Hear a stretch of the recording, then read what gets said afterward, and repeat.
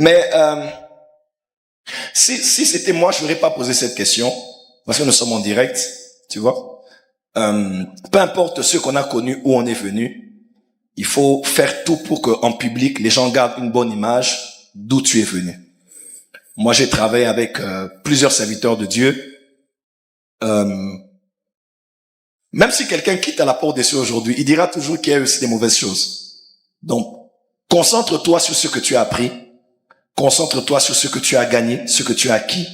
Concentre-toi sur les choses que tu as eues de cette école-là. Ça va te servir aujourd'hui à Manaïm. C'est ça le plus important.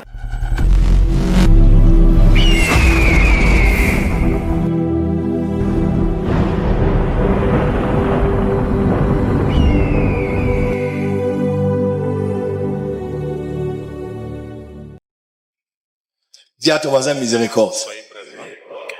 Merci, papa. Mon nom est Nick Daniel. J'aimerais, peut-être le temps m'est imparti, mais j'avais des questions un peu plus pertinentes à vous poser, du fait que c'est la deuxième fois que j'ai la chance de vous poser. Prends la plus pertinente de toutes. Ok.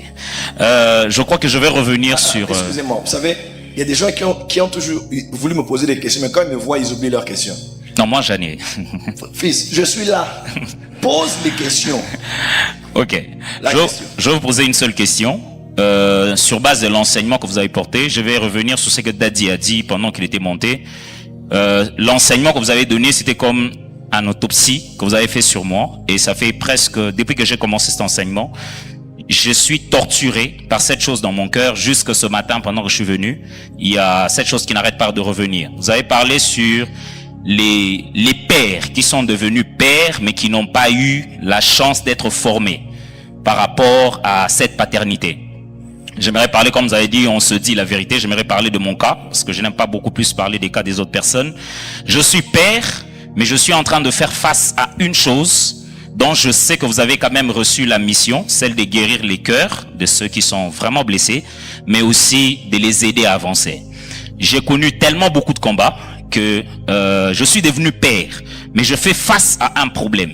Et ce problème me torture. Ah, tu es un père spirituel? Oui. Ok. Alors, ce qui fait que aujourd'hui, je deviens père, mais je me retrouve que je suis en train d'appliquer les blessures que j'ai sur mon cœur, sur les enfants qui viennent vers moi. Ce qui fait que j'ai connu beaucoup de rejets, surtout en matière de père. Et à chaque fois que je m'attachais à quelqu'un, j'étais repoussé. Et nous autres, nous faisons aussi face à une chose, c'est que, comme vous venez de le notifier ici, il y a ceux qui ont plus protégé la communauté et nous ont sacrifiés que de pouvoir nous garder pour nous montrer le chemin à suivre. Maintenant que nous sommes blessés, ma question est celle de savoir, parce que je ne parle pas que pour moi, mais je parle pour d'autres personnes aussi qui m'ont demandé de poser la question. Maintenant que nous avons cette blessure qui ne sèche pas au fait, comment faire pour guérir de cela et aussi réorienter notre manière de traiter ceux qui nous approchent? Parce que nous nous rendons compte que parce qu'on nous a traités durement quelque part, nous aussi nous sommes obligés de ramener la même chose, mais aussi nous avons peur. Parce qu'on nous a dit que ceux dont nous les avons approchés, ils ont eu peur que nous puissions le trahir alors que nous n'avions pas l'intention. Et nous aussi nous avons commencé à avoir peur. Quand nous avons eu des enfants venir, nous les avons vus s'impliquer, travailler avec nous. Mais il y a cette petite peur où on se dit demain ou après-demain, il peut nous trahir aussi. Il peut aussi nous blesser. Alors comment faire pour guérir de cette blessure dans notre cœur et savoir être un bon père pour tous ceux qui sont en train de nous approcher? Deux choses. La mangue ne mûrit pas par la prière. La plaie ne sèche pas par la prière. La plaie sèche principalement avec la notion du temps. Il y a des choses qui ne sont traitées que quand le temps devient ton allié. Les plaies sèchent. Les plaies se cicatrisent. Les cicatrices nous rappellent que nous avons été blessés, que nous avons eu mal un jour. Mais les plaies sèchent. Mais seulement il ne faut pas qu'une plaie te rende malade avec des infections. Et tout dépend de comment tu traites maintenant la blessure. Je vais te donner 3 conseils. Premièrement, La consolation est aussi une décision. On appelle le Saint-Esprit le consolateur, mais des fois il y a des gens qui n'aiment pas être consolés. Ils aiment comme rester dans leur douleur. Moi je manque de père, moi je manque de mère, moi je manque de ceci, moi je manque de cela. On peut être blessé, mais il ne faut pas devenir un blessé. Il ne faut pas que ça définisse l'état dans lequel tu vis. Tu as échoué, mais tu n'es pas un échec. Tu es touché, mais tu n'es pas un homme touché. Tu vois ce que je veux dire? Ça ne doit pas devenir ta nature. Sinon, ça va, même par rapport à ton choix du conjoint, tes enfants, tes collaborateurs, toute ta vie sera, tu auras des lunettes bleues et tu verras le monde en bleu. Donc, comme tu es blessé, tu verras tout blessé. Il faut que tu décides de laisser le Saint-Esprit, le consolateur, te consoler. Tu sais, il y a une soeur, je disais dernièrement, pourquoi tu mets la photo de ton fiancé qui est mort? Non, bon, c'est une histoire. À l'époque, il y a une femme là que je voyais, je voulais l'épouser. Ouais, mais elle était mariée coutumièrement avec quelqu'un qui était mort. Toutes les semaines, tu as été avec moi, tu as été toute ma vie, tu as été... Il dit, on aurait un mari de lui dans la maison.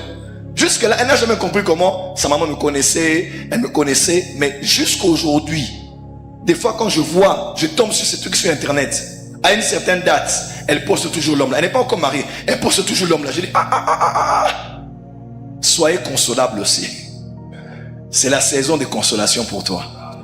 Accepte que le Saint-Esprit, que Jésus prenne le vin, qu'il mette sur tes blessures comme le bon samaritain, et vraiment qu'il te pense ces blessures-là. Des fois, guérir, c'est aussi la volonté de guérir.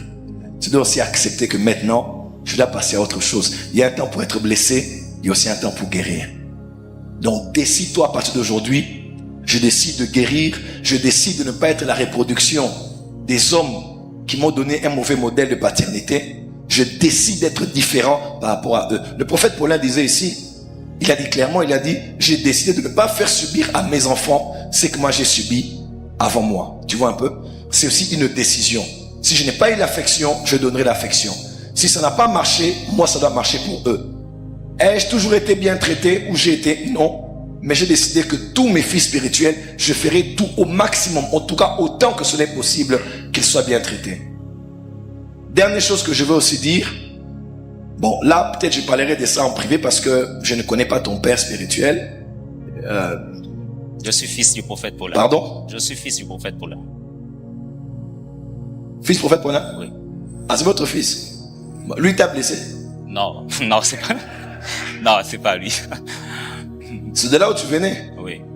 Toi aussi. On te donne l'affection ici, tu pleures toujours. Vous, le problème c'est quoi? Il faut savoir enterrer certaines choses. C'est la vérité. Quand Dieu te donne une nouvelle saison, prends tout ce que tu avais là-bas en terre. Arrête de regarder les réseaux sociaux. Arrête de regarder qu'est-ce qu'ils ont fait. Arrête de regarder, de critiquer qu'est-ce qu'ils ont fait. Oublie et avance. C'est la vérité. Moi jusqu'à aujourd'hui, moi j'ai travaillé beaucoup de pasteurs. J'ai été dans telle église, telle église, telle église, telle église. J'avais la map, après Dieu m'a dit de commencer l'église. J'ai commencé l'église. J'honore toujours les pères avec qui j'ai travaillé. Je célèbre leur vie. Je donne leurs citations. Vous me connaissez. Je parle en bien de toujours. Même si ça ne s'était pas toujours bien passé. Je ne parle pas de... Moi je suis loyal envers mes principes. Même quand je connais les secrets de quelqu'un avec qui j'étais et qu'on se sépare, je ne livre pas les secrets des gens. Pas parce que je manque à dire, mais parce que je suis loyal par rapport à mes principes. Tout ce qui est de mal que j'ai vécu là-bas, même dans mon ancien mariage, vous m'entendrez jamais parler de ça. Never. Parce que je suis un homme de valeur, un homme de principe. J'honorerai toujours les pasteurs qui m'ont aidé, ils m'ont formé, même s'il y a des mauvaises choses qui ont pu se passer durant mon séjour dans leur communauté. Mais aujourd'hui, fils, j'ai avancé. Concentre-toi sur les gens qui t'aiment. Hein? Tu es papa comme ça qui t'aime. Tu as des frères dans la communauté qui t'aiment. Tu veux quoi? Olingini, qu'on vienne pleurer avec toi, le deuil est fini. À partir d'aujourd'hui, brûle les catafalques, déchire les certificats de décès, le deuil est déjà fini. C'est ton temps de te lever et d'avancer et d'être un différent pasteur, un différent berger au nom de Jésus. Amen. Amen. On acclame très fort. Dernière question et puis on va clôturer. Dis à ton voisin, sois consolable. Viens, toi d'abord, viens d'abord, viens. T'as besoin d'affection, il y en a un maillot. Lève-toi, pas à genoux. Tu vois, toi, les blessés. Viens comme ça. Bébé.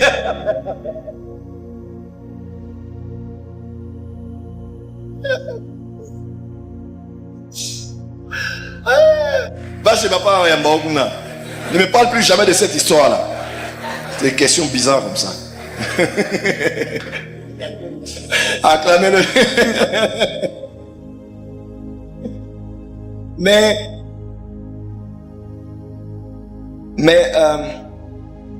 si c'était moi, je n'aurais pas posé cette question parce que nous sommes en direct, tu vois.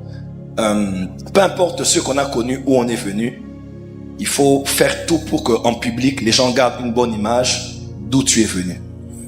Moi, j'ai travaillé avec plusieurs serviteurs de Dieu. Même si quelqu'un quitte à la porte des cieux aujourd'hui, il dira toujours qu'il y a aussi des mauvaises choses. Donc, concentre-toi sur ce que tu as appris. Concentre-toi sur ce que tu as gagné, ce que tu as acquis.